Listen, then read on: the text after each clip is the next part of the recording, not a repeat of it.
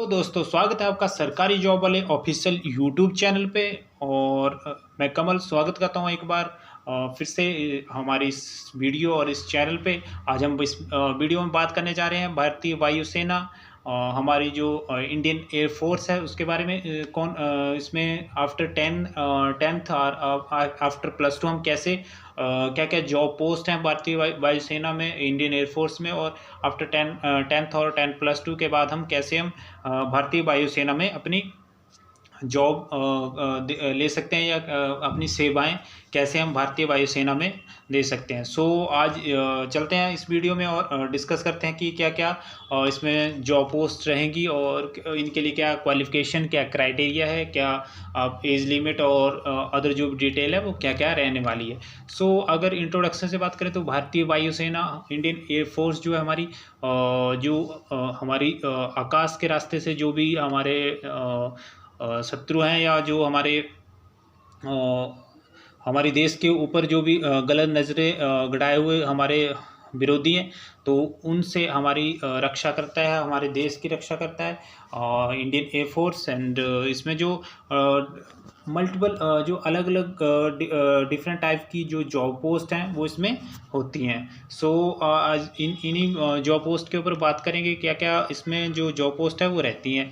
सो अगर बात करें इसमें सबसे पहले तो इसमें टाइप ऑफ जो जॉब पोस्ट हैं इंडियन एयरफोर्स में वो कौन कौन सी हैं। सो इसमें अगर नंबर ए की बात करें, फर्स्ट नंबर की बात करें, इसमें कमिश्नर जो ऑफिसर हैं वो आते हैं। एंड सेकंड नंबर इसमें नॉन कमीशन ऑफिसर आते हैं। थर्ड इसमें जो उसमें ग्राउंड ड्यूटी वाले स्टाफ है। थर्ड जो फोर्थ ग्रेड या थर्ड ग्रेड, सी ग्रेड जो एम्प्लॉई है वो इसमें आते हैं। एंड अगर इसमें जो एंट्री वगैरह की इसमें बात करें तो अगर आफ्टर 10th या +2 के बाद हम इसमें एंट्री करना चाहते हैं, या जो अपनी जॉब लेना चाहते हैं, इसमें अपनी सेवाएं देना चाहते हैं, तो इसमें क्या क्या रिक्वायरमेंट है, क्या इसमें क्राइटेरिया रहेगा जिसके थ्रू हम इसमें एंट्री कर सकते हैं। तो इसमें बात करें अगर NDA जो हमारा 10th के बाद 10th अगर आपने सिंपल 10th कर रखी है, 10th के बाद आप इंडियन एयरफोर्स में जाना चाहते हैं, तो इसमें आप इसके जो सी ग्रेड और अदर जो भी इसमें जॉब रहती है उनके लिए आप इसके लिए अप्लाई कर सकते हैं। जैसे कुक हो गया, पेंटर हो गया, LDC जो हमारा MTS, इसके लिए आप अप्लाई कर सकते हैं। इसमें आपको डिप्लोमा वगैरह जो जैसे आपके पास वो इसमें होना चाहिए। एंड इसमें मेनली आप 10th के बाद इसमें अप्लाई कर सकते हैं। एंड जो आपका इसमें क्राइटेरिया है 10th पास होना चाहिए। सिंपल कई बार वो डिपेंड करता है कि क्या रिक्वायरमेंट रखी है। वैसे मोस्टली जो विदाउट एनी किसी भी डिप्लोमा के आप इसके लिए अप्लाई कर सकते हैं। इसमें आपको जो आपकी 18 से 25 साल, हाइट आपकी जो रहती है 165 सेंटीमीटर के अराउंड इसमें रखी है। एंड चेस्ट आपका 80 से 85 के बीच में होनी चाहिए, जो 80 आपकी नॉर्मल और 85 आपकी फुला के। एंड वेट आपका 50 किलो आपका वेट होना चाहिए। एंड जो आपकी इसमें सिलेक्शन प्रोसेस है, सिलेक्शन प्रोसेस आपका 50 क्वेश्चन आपको इसमें रिटन एग्जाम पहले होगा आपका, उसमें 45 आपको मिनट मिलेंगे। एंड देन उसके बाद आपका जो फिजिकल टेस्ट है इसमें 1600 मीटर आपकी रेस होगी। एंड 6.5 मिनट आपको इसके लिए मिलेंगे। एंड जो इसमें 10 पुशअप मिलेंगे करने को होंगे आपको, 10 आपको सिटअप्स होंगे, 20 आपको स्क्वाट्स होंगे। एंड देन उसके बाद आपका मेडिकल एग्ज़ाम होगा। एंड अगर इसमें जो हमारे दो तरीके की इसमें मेनली जॉब्स होती हैं। जैसे airman of group X trade and airman group by. And इसमें अगर एलिजिबिलिटी क्राइटेरिया जो हमने बात करी कि इसमें 16 से 20 के बीच में आपकी जो एज लिमिट होती है। एंड इसमें जो आपकी क्वालिफ़िकेशन या आपका जो मार्क्स हैं वो 50% एग्रीगेट मार्क्स होने चाहिए आपके। एंड जो आपका रहने वाला है, जैसे आपका इंग्लिश सब्जेक्ट है, इंग्लिश में आपके टोटल इंग्लिश में तो 50% होने ही चाहिए, बट जैसे ओवरऑल आपका 50% होने चाहिए। इंग्लिश में आपके 40% मतलब 50 से कम नहीं होने चाहिए। सिलेक्शन प्रोसेस आपका आपका रिटन एग्ज़ाम होगा आपका, उसके बाद आपका फिजिकल होगा, एंड उसके बाद आपका मेडिकल होगा, एंड उसके बाद ग्रुप डिस्कशन या इंटरव्यू हो सकता है, वो डिपेंड करता है उस पर।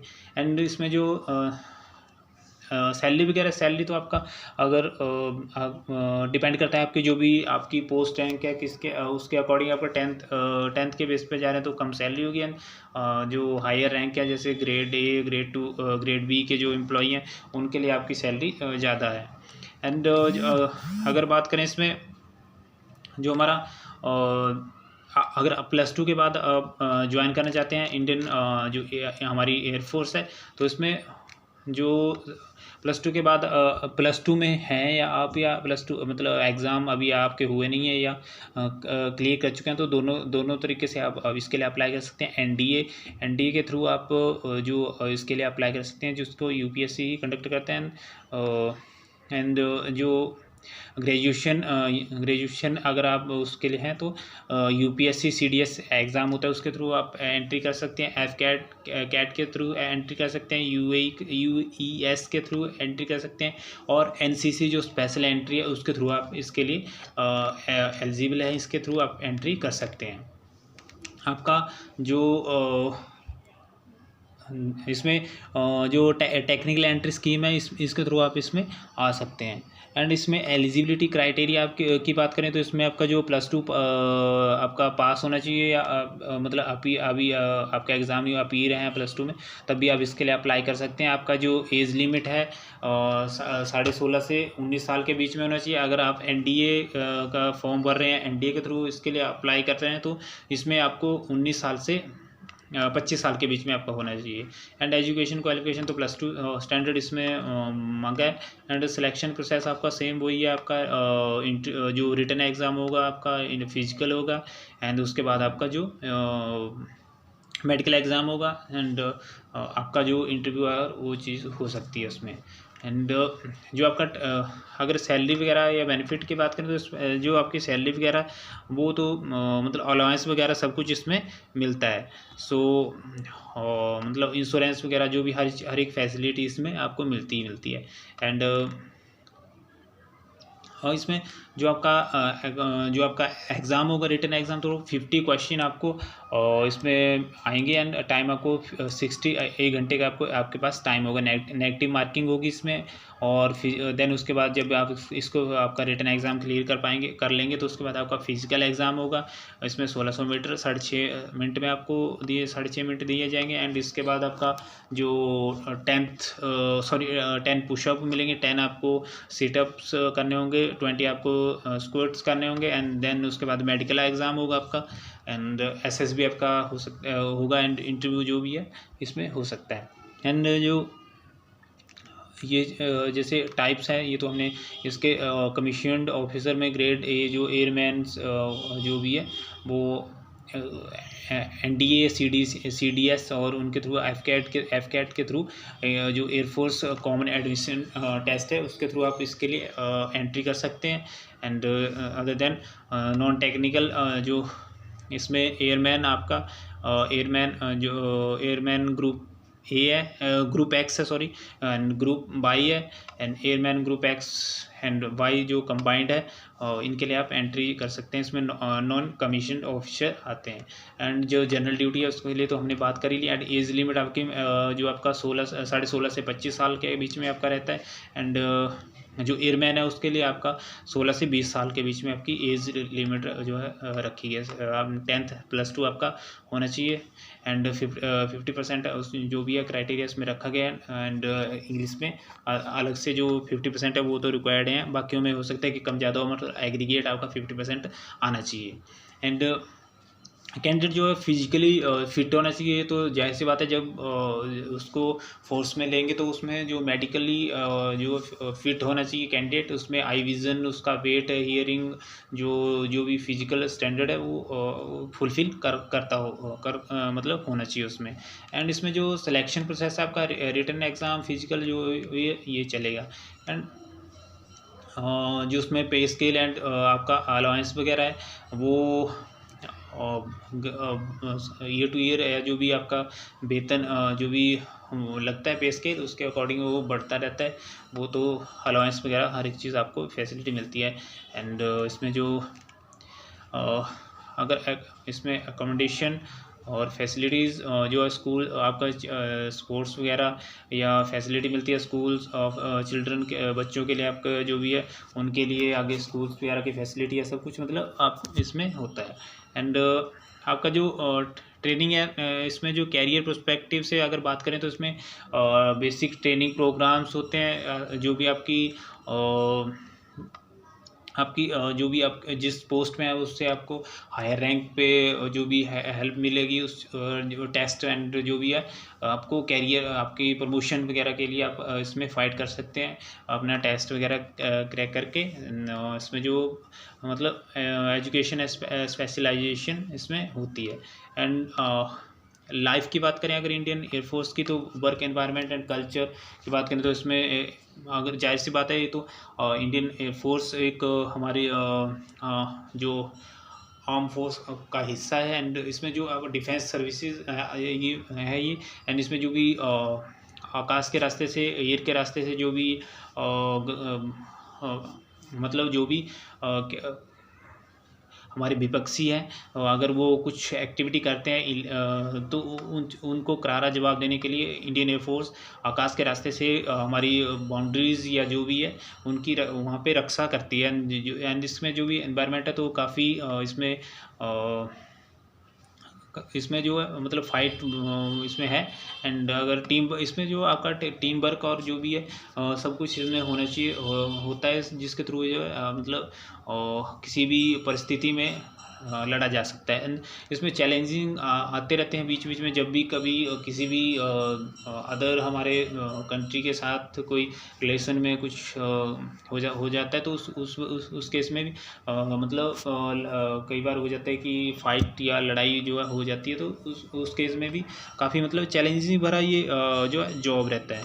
एंड इसमें अपॉर्चुनिटी ग्रोथ ऑफ डेवलपमेंट की काफ़ी अपॉर्चुनिटी है, काफ़ी आपको कोर्सेज या जो भी आपको टाइम मिलता है कि आप अपनी जो भी ग्रोथ करें एंड अपना जो भी प्रमोशन के लिए या जो भी आगे हायर ग्रेड के लिए आप अपना इसमें अप्लाई कर सकते हैं। उसमें टेस्ट वगैरह आपको कंडक्ट किए जाते हैं, जिसके थ्रू आप उसके लिए अप्लाई करके एंड उसको क्रैक करके हायर रैंक पे जा सकते हैं। एंड अगर बात करें इसमें जो तो 10th और +2 दोनों के बेस पे आप इसके लिए अप्लाई कर सकते हैं। इसमें हमने जाना कि जो भी हमारे कमीशन इसमें जो कमीशन्ड ऑफिसर हैं एंड नॉन कमीशन्ड ऑफिसर हैं, थर्ड जो जनरल ड्यूटी ऑफिसर हैं उनके बारे में बात करी। एंड इसमें जो कमीशन्ड ऑफिसर हैं उसमें NDA के थ्रू जो है एंट्री होती है, NDA, CDS, FCAT और NCC entry and metrology entry जो है इसमें होती है। एंड इसमें जो इसमें UPSC जो इसको कंडक्ट करता है, NDA CDS जो एग्ज़ाम होते हैं वो UPSC के थ्रू होते हैं। एंड जो FCAT है जो ग्रेजुएशन विद 60% इसके लिए आपकी रिक्वायरमेंट रहती है। 60% फिजिक्स PCM आपका होना चाहिए, फिजिक्स +2 में आपका जो है फिजिक्स, केमिस्ट्री एंड मैथ 60% होना चाहिए। एंड वो जो टेक्निकल नॉन टेक्निकल है। एंड NCC में जो है इसमें स्पेशल एंट्री होती है, इसमें आपका जो रिटन एग्ज़ाम जो है उसमें वो चीज़ आपके लिए रिक्वायर्ड नहीं होती, वहाँ से आप डायरेक्ट इसके लिए जो SSB है या जो इंटरव्यू है उसके लिए आप जा सकते हैं। एंड नॉन टेक्निकल में ग्रुप X एंड Y जो +2 लेवल फिजिक्स केमिस्ट्री एंड जो है PCM होना चाहिए।